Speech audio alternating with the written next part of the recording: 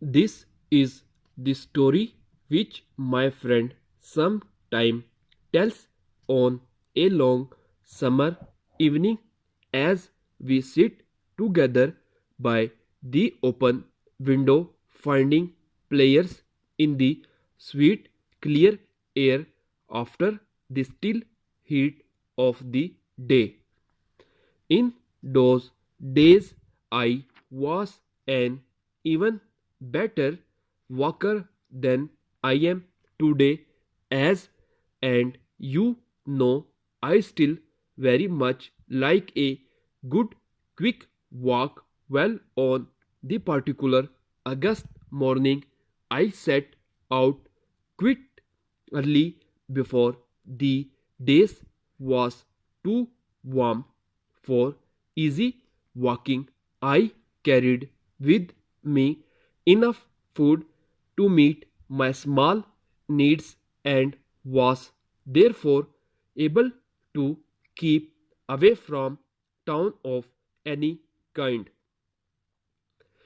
I was healthy in the way that the young are healthy, and I walked with quick, easy step, covering the first 8 miles of the road in just under 2 hours.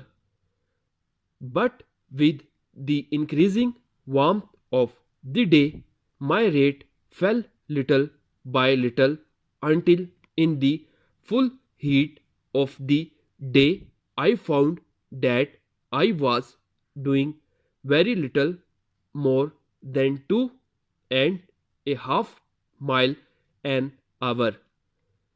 Even the small additional weight of the food I was carrying troubled me, and as it was by this time several hours since my last meal, it seemed reasonable that I should look out for a place where I could rest and have a meal in peace. After a time, I reached a point where the road comes very near to small river, and I was placed enough by the time to walk across the field and to find near the water some undergrowth high enough to offer me some cover from the full light and heat of the open countryside round about. I took water from the clear, quick running rear and built a small fire upon some stones, and so made my simple meal. Such was the heat of the day, and it was as much as I could do keep my eyes open, but using all my willpower, I was about to clear away the result of the food when I saw standing before me and little old woman. So lined was her face that it seemed to me there was no room left upon it for any personal expression or feeling, and her dress was as old as her face. Standing there, she appeared to me to be not of this day, not of yesterday, and not of tomorrow, but to represent time itself. But when she began to speak, I found her words were commonplace enough. Sir, she said, could you give me some bread and perhaps some milk. I immediately began to clean up the piece of ground which had served as a table for me, making a place for the old woman to sit. I saw, however, that she took almost nothing of the food and drink offered to her, and she sat without speaking. I watched her face. "Tell me, old woman," I said to my own complete surprise, "were you always as you are now, or were you once young and beautiful? Had you once a home and a family, or have a always walked this road and fields?" Two old women turned her head and looked at me for a long time without speaking. The lines on her grew even deeper, and her old blue eyes were serious as she answered, "Young man, I cannot remember for long ages I have walked this road and these fields.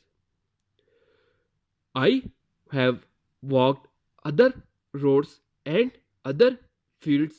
Always I have walked, and always I shall walk. I am old, and perhaps I have never been young. I am plain, and perhaps I have never been beautiful.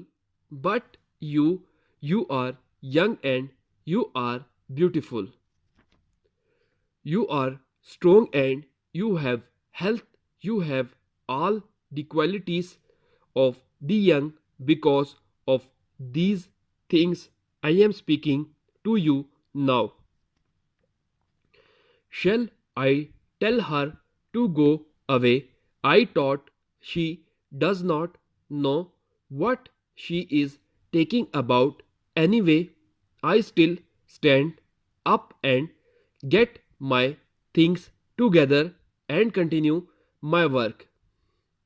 I moved, but immediately the voice of this strange old woman came to me again. "No, do not go. You must hear what I have to say." Yes, I thought, I will wait and hear what she has to say. For if she is as wise as she is old, her word may be of some use to me in the future.